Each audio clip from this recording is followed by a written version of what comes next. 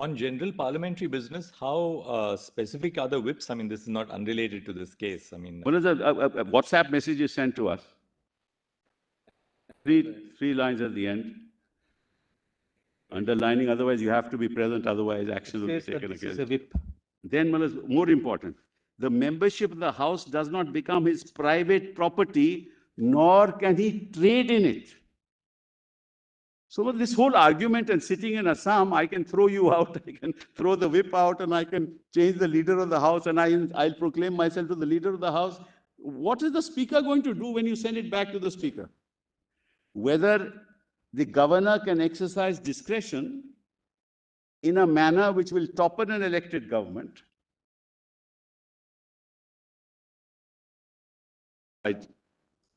Traditionally, yes, the members do not know the business of the House because the business of the House is decided by what is called the Business Advisory Committee.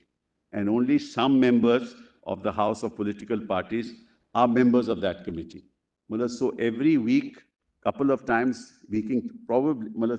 every week, a meeting takes place as to what should be the business for the next week. So that's decided, and then it is announced in the House. On that basis, the whip then informs the members of the House that this is going to be the business. These are the bills that are to be debated. This is the position that we have to take on the bills. Therefore, you please prepare your speeches in the context of the position of the party. That's the job of the whip. Now, it's not that. That is not the job of somebody who says, I am a group leader and I will decide.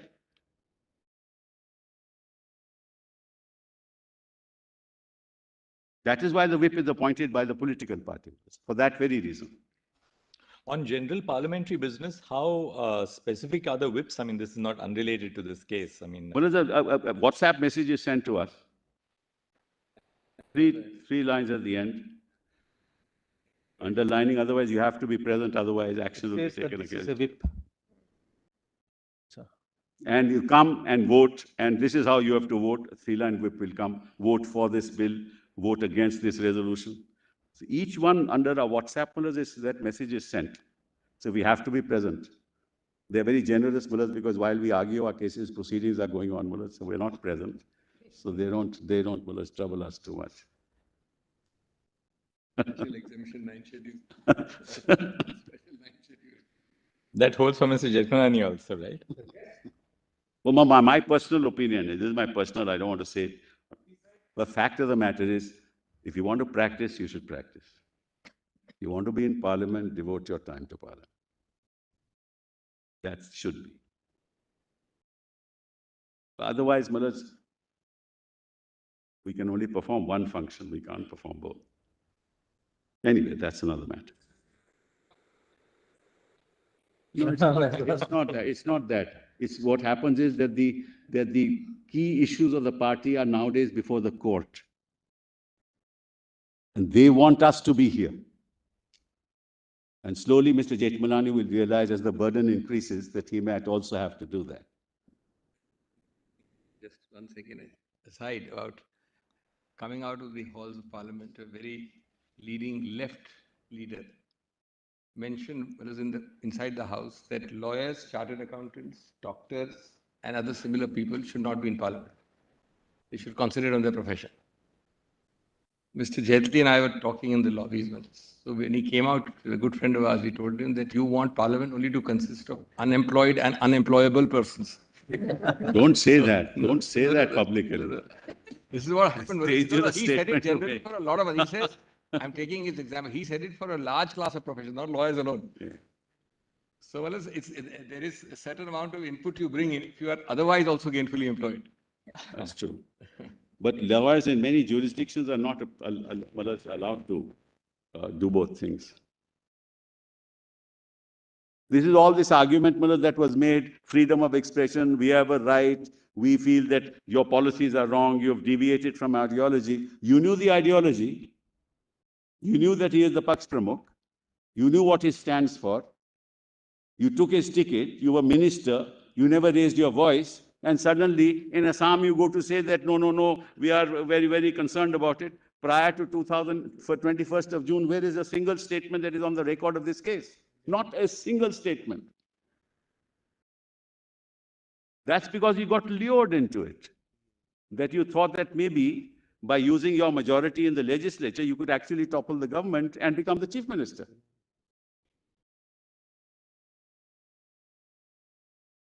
So then it says, well, any difference of opinion must be first ventilate and fight within the party. Kindly see that. Your Lordship asked me that question, then what does he do? He has to ventilate it within the party, call a meeting. Then, more important, the membership of the House does not become his private property, nor can he trade in it.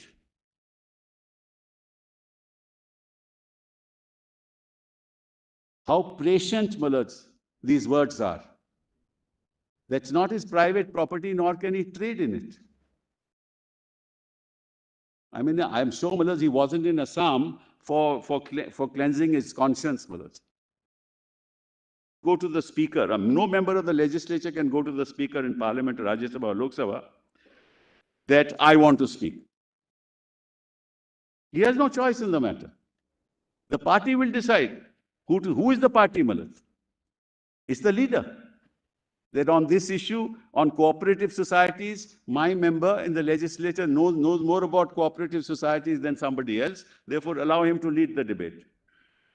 In finance, who leads the debate in Rajya Sabha? Mr. Chidambaram. Who decides that? The party.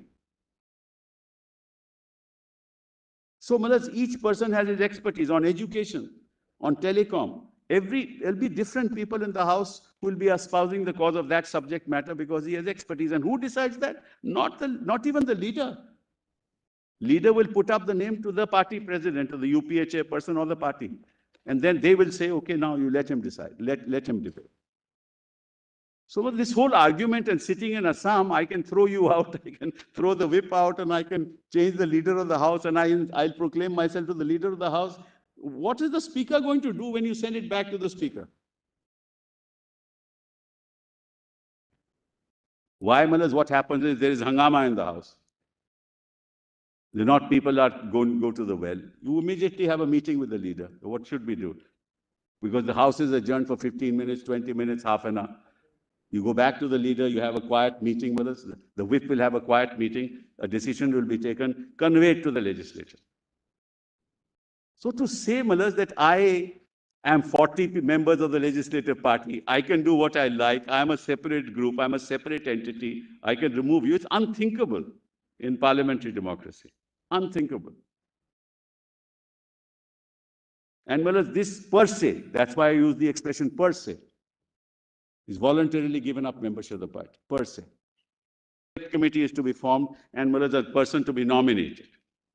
Who decides that?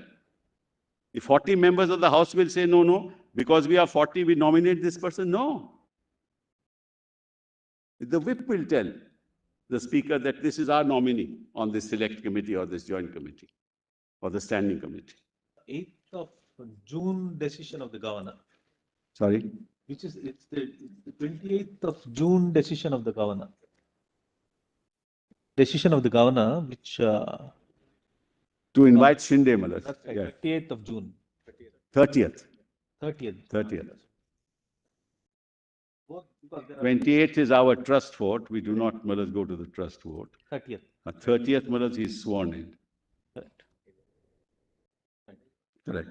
Now, your Lordship knows that under the Constitution, there are areas where the governor has discretionary powers, subject to 3 exceptions, which are given in Nabam Rebia. This is an area when, in the beginning, there's an election that takes place.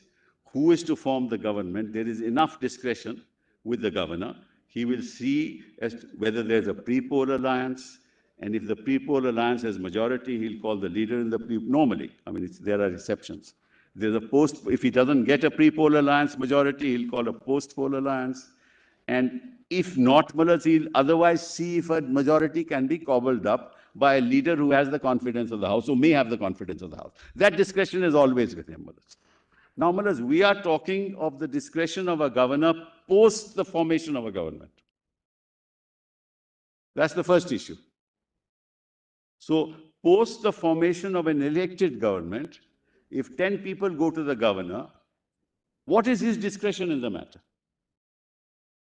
Because the governor has to ascertain, one, that look, these people along with others, the leadership that I will administer the oath to will have the confidence of the House. That's one criteria on the basis of which he'll swear in him. Two, Malads, he will ask the question, which party do you belong to? He's naturally have to ask. I am sure he will know that before even he asks that question. So he knows, Malads, that the Shiv Sena is not before him. On the 30th, he knows Shiv Sena is not before him. So what is his discretion in administering the oath of office to Eknath Shinde? Except the fact that all the 39 rebels will support, or the BJP along with the 39 rebels will oust the government and will support the new chief minister. He also knows, Malads, there is a disqualification petition pending. So your lordships will have to decide for the first time in situations of this nature, when there's already an elected government in place, and there is a taint, alleged taint, of a certain set of members pursuant to the fact that disqualification proceedings are pending, whether the governor can exercise discretion in a manner which will topple an elected government, not await the outcome of the disqualification proceedings.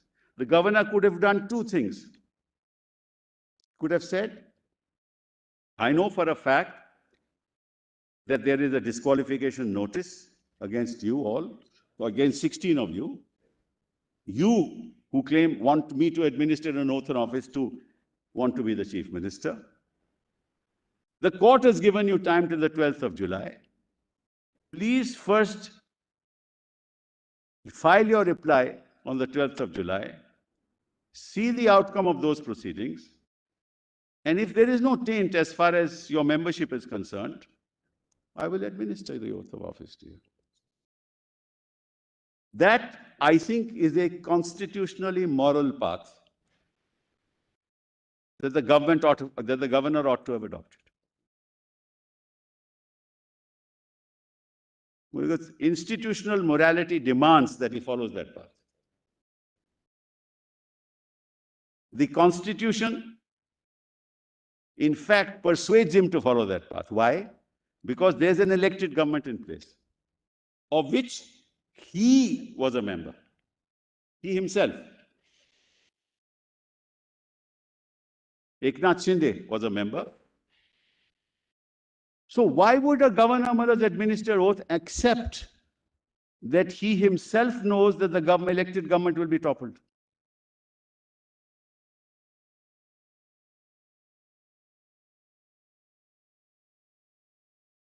That's a very serious matter, according to me, Malads.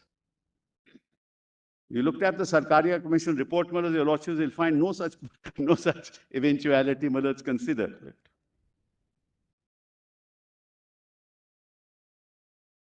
The governor, which eventualities are to be considered on experience. That's true. That's true. Because ultimately, democracy only thrives when institutions uphold the sanctity of the Constitution. And quite frankly, Malads, and this is again my personal opinion, no court, no institution should balk from that, should withhold its hands from that. Because ultimately it's the message sent by court, by institutions, that we are above the vicissitudes of fortune that come with politics.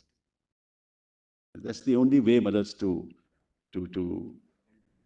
gain respect within the public and to uphold the values for which our forefathers gave us this republic. But unfortunately, that's not to be. So, Malads, here there is a big conundrum, very big conundrum. So first was the 27th order, the 29th order, then the governor. Even the governor could have stopped it. When he even chose not to stop it.